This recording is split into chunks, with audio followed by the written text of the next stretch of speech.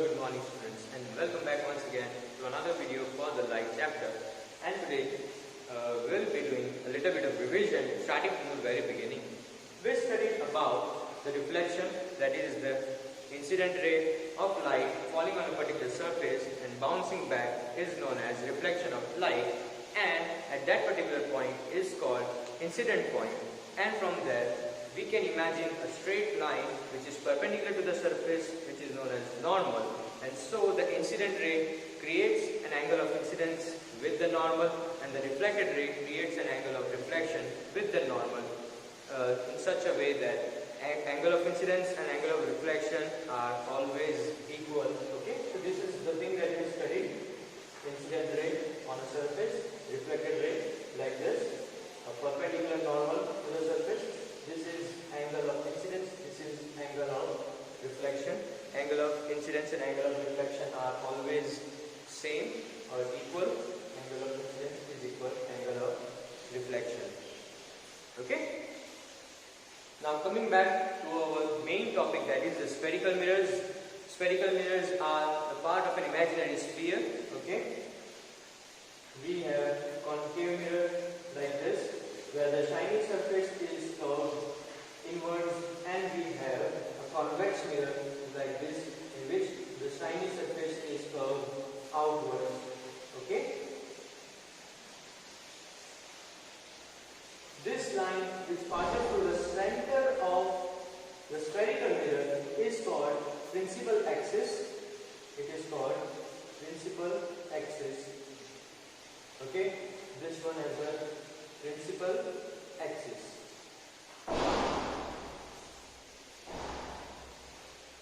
Next one, the center on which the principal axis is incident on the mirror is called pole, given by symbol P. This one also pole, given by symbol P. Okay? And for a concave mirror,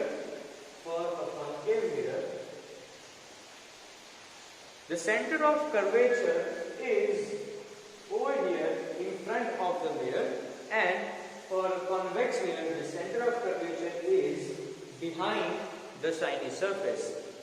Okay? What is this center of curvature? The center of curvature is actually the center of the imaginary sphere, which is the part of which this mirror is a part of. So if you imagine a sphere like this, then this center of curvature is the center of that sphere. Okay, so this center of curvature, imagining a sphere like this, and so it is the center of that particular sphere, and therefore this part is called the radius. Okay, radius of curvature. Radius of curvature. Okay, so the distance between center of curvature and pole is called radius of curvature. Understood? And there is a point on the principal axis between center of curvature and pole, which is known as point of focus or focus point. Okay?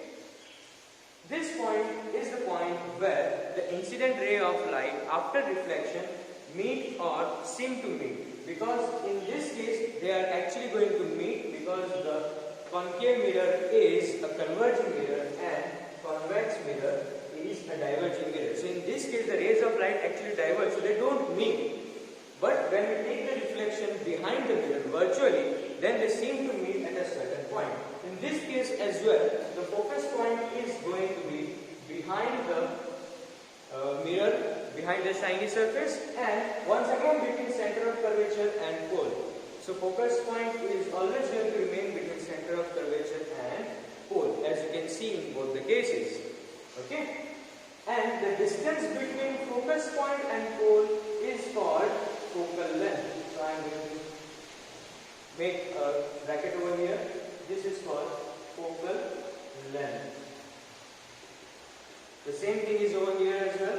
From pole to focus, this is focal length and this is radius of curvature, R.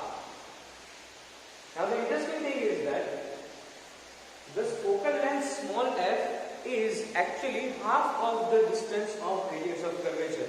So imagine if radius of curvature is 20 centimeters, then focal length is going to be 10 centimeters. I repeat once again, focal length is half of the distance of radius of curvature. So if radius of curvature is 20 centimeters, then focal length is 10 centimeters. So if radius of curvature is 10, then focal length is 5. Very simple. So you can write like this, that focal length f is equal to r by 2. That focal length f is r by 2. That is half of the radius of curvature. And this is true for both the cases. There are no different formulas for this different mirrors. Okay. Only the image formation will be different, that we are going to study in the next video. And that is why I wanted to revise all the topic once again before getting started. Okay. So now that all of this is clear, now let's revise all the cases that we studied in the previous video once again. Okay.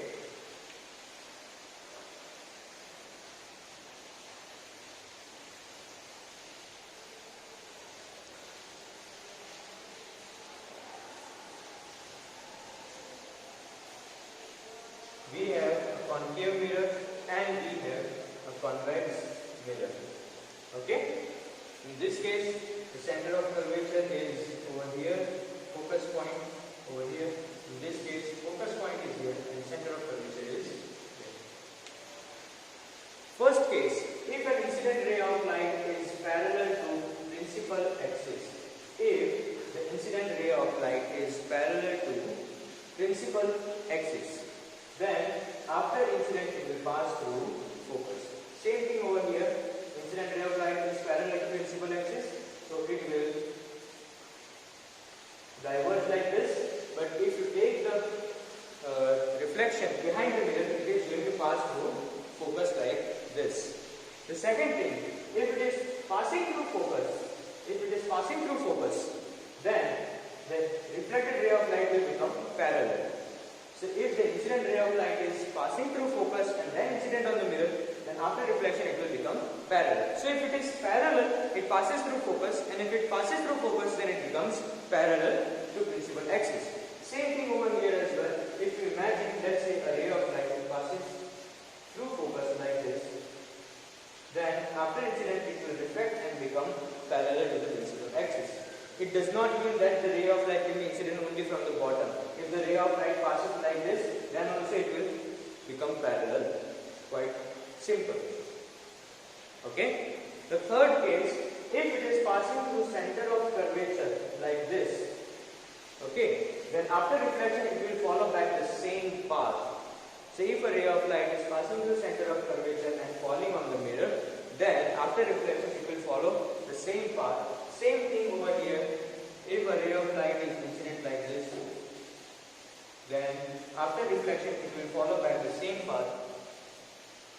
Okay? It will not deflect, it will not change its path. It will come back on the same path that it came. I hope it is clear to you, students. And the last one, if a ray of light is incident on pole, then after reflection it will create angle of incident and angle of reflection, where the principal axis will act as a normal. Okay, so it will reflect at the same angle it was incident. Okay, so it will reflect back at the same angle it was incident. Same thing if in the convex mirror as well.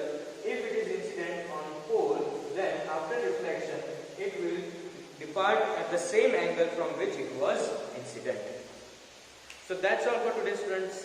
Once again, this revision video might be helpful to you, and I will talk to you in the next one with a lot of different image formation.